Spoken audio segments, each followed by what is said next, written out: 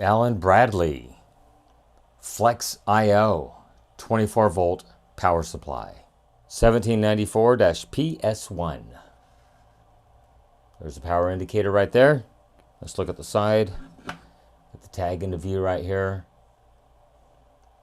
Alan Bradley, 1794 PS1/A, made in Mexico. Input 120/230 volts AC nominal, 0.7, 0.4 amps max, 50-60 hertz. Output 24 volts, 1 amp max. See data sheet for installation information. Anything else on this that we need to talk about? There's a serial number right there and a barcode. And I lost it. Hello, barcode. There you are. I guess you could try to scan that, see what happens. SV2EG8PK. And I did notice over here on this label, we can get this thing back into view someday. Hello, where are you? Focus, focus. There we go. I thought I saw a date code over here in the corner, 5098, probably the 50th week of 1998. So this thing's like 3 3/4 days old. Anyhow, let me zoom out one moment. Okay, there we go. Anyhow, this thing died the other day. It didn't die a horrendous death. It died and only would output 10 volts out of a 24 volt power supply. So I thought I'd go ahead and take it apart. I did a scrap request on this because what else are you going to do with something like this? Throw it in the e-waste? No, I want to take it apart and see what made it fail. So let me go ahead and get an AC cord connected here. There is the line 1 or the hot and line 2 or neutral, depending on how you have this thing phased. You might be on a 3-phase power supply. There's the earth or ground, and then we have 24 volts and common output. So let me go get a cord connected between line 1 and line 2/neutral, and we'll fire this thing up and do a voltage measurement and see what it has to say on the bench. If it's 24 volts, I'm going to kick myself in the bottom because I had to replace this with a Sola power supply, and it worked perfectly after that. The Flex IO remote rack came back to life. Everything was happy. Talking to the PLC, everything was good. So let's get this thing hooked up and we'll see what happens. One moment. Okay, so I do have my live, my neutral, and my earth connected right here. Got it plugged into my Variac. And on the output side, I do have these leads that just simply plug into the meter so I can actually put them in the screw terminals. So let's get this thing lined up. Make for a good thumbnail, don't you know? There we go, pretty good. Let's power this thing on. Hopefully it will not make sparks. It might, I have no idea. Here we go, power on. In 3, 2, 1, power. And that's what I got, 10.8 volts. So that's on the high impedance mode. Let's switch it to low impedance, put a 3000 ohm load on it, and it pulls down to 9.7. Oh, I have the positive and the negative reverse, which is why it's negative. One moment while I fix that. Okay, now we are polarized correctly. Power on, and we get 9.9, 10 volts. It's close enough, right? So unloaded, it's at 11.2. Loaded, it's down to 9.9. So I'm thinking it's got a bad output filter capacitor. Probably it has a pi output filter network, which means there's a cap, an inductor, and another cap. So let's try to get this thing open, see what it looks like inside. One moment.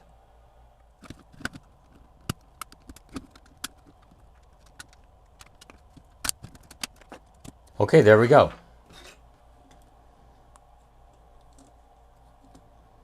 So it appears there is the switching transformer right there. Big old filter cap, 150 microfarads, 400 volts. And then I'm guessing this is probably one of the output filter capacitors. Another one right there, possibly. Maybe a bootstrap cap. I'm not sure. Haven't looked into it too much, but wow, if I got to tear that whole thing apart, really? The board is soldered to the other board. Well, maybe not. Maybe there's a connector right here. Oh, look at that. They made it unplug. Wow. That is freaking awesome. So we can actually do an ESR check on that output filter cap right there, which is a 330 at 35 volts. This little guy over here is, I can't quite make it out. Another 330 at 10 volts maybe. Now let me find a little flashing light.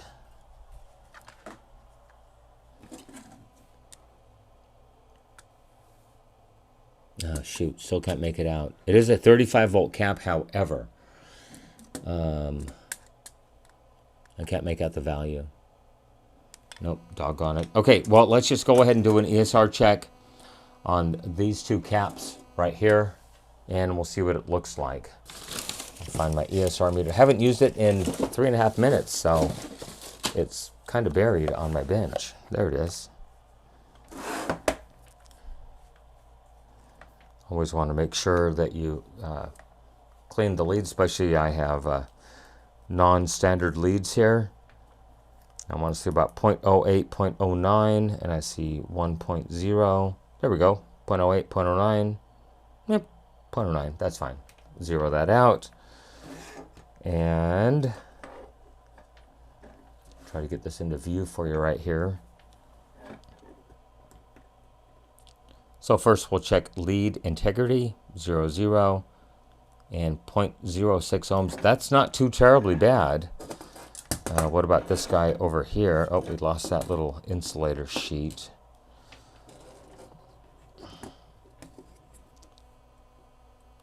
Check leads again, 0, 0. Oh, that thing is open. I'm not getting any reading whatsoever on it. There's your problem. Found it. Well, let's see. We'll make sure that the negative does line up. Let's get some more exposure on this thing.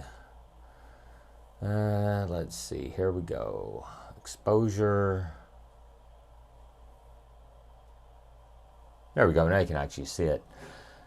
So let's go ahead and unsolder that cap. We'll pop a new one in there, and we'll see what it looks like in the end. I guess I should check the main filter cap. 150 microfarad, like to see probably a 1/4 ohm or less on that thing.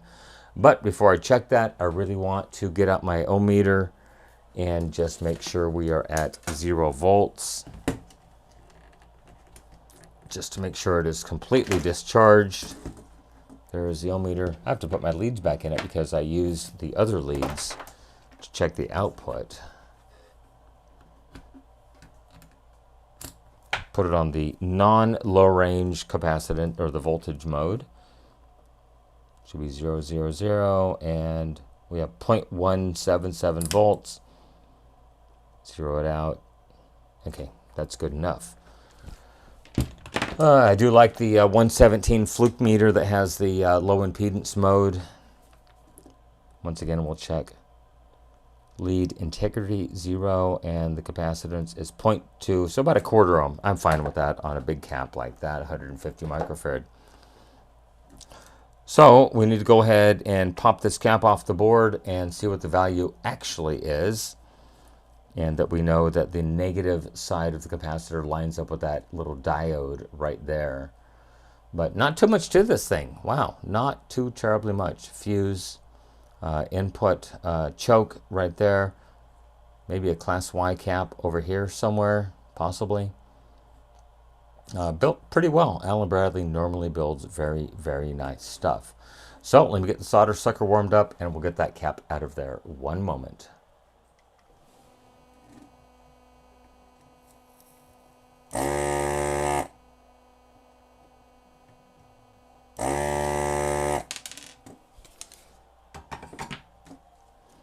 Oh, she fell right out. Now I heard a little bit of hissing as I was unsoldering this, which means it has electrolyte leakage.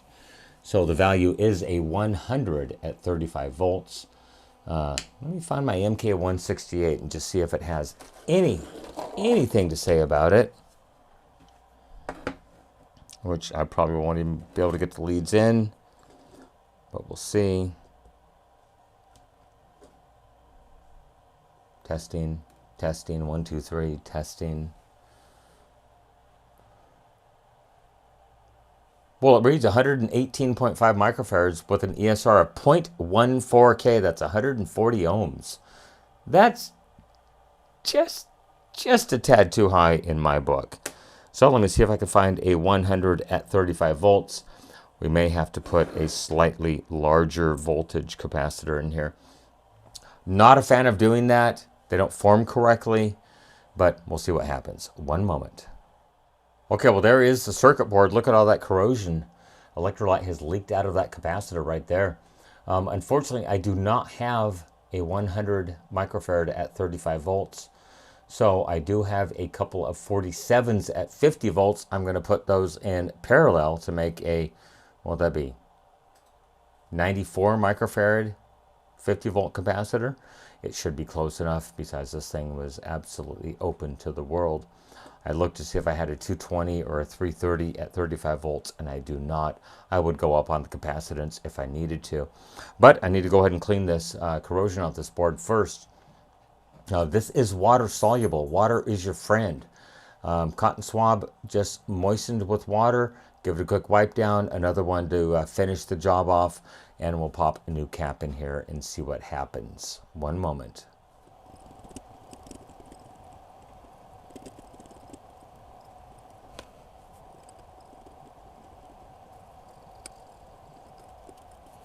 Okay, pretty happy with that. I think we're going to be okay.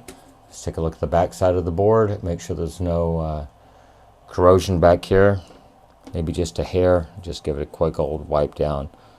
I don't think it penetrated the board with the corrosion with the electrolyte. Okay. I think that looks pretty doggone good. I'll go ahead and make the 94 microfarad capacitor. Hello. I lost it. There we go. That looks very, very good. Okay, one moment. Okay, let's see if this new cap will fit into its current location. We have to bend the leads just a tiny bit, since it is actually two caps as one.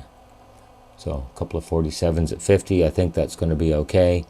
I'm going to go ahead and plug the board in before I solder it, just to make sure that there is actually clearance. One moment.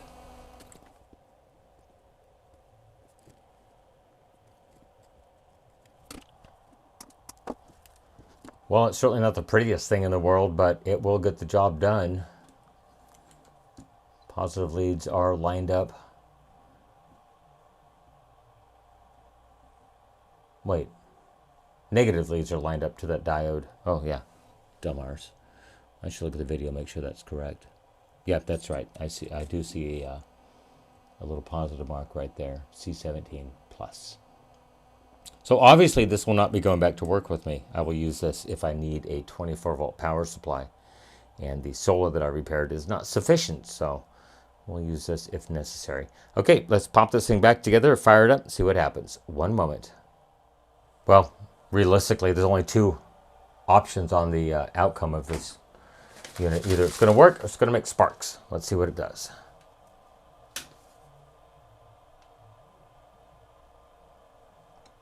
25.24 volts, perfectly fine. And I do believe the green LED is illuminated.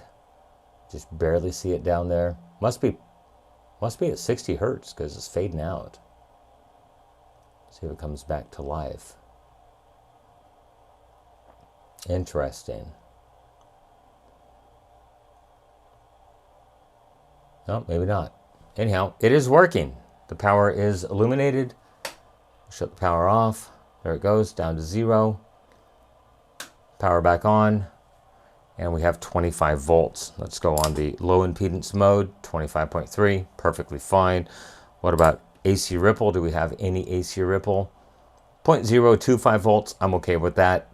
Honestly, the meter doesn't have that good of a resolution down at that low voltage. But anyhow, it is repaired. Not sure what I'm ever going to use this for, but done fixed it once again. I should go and throw this in the dishwasher and clean the inside of that.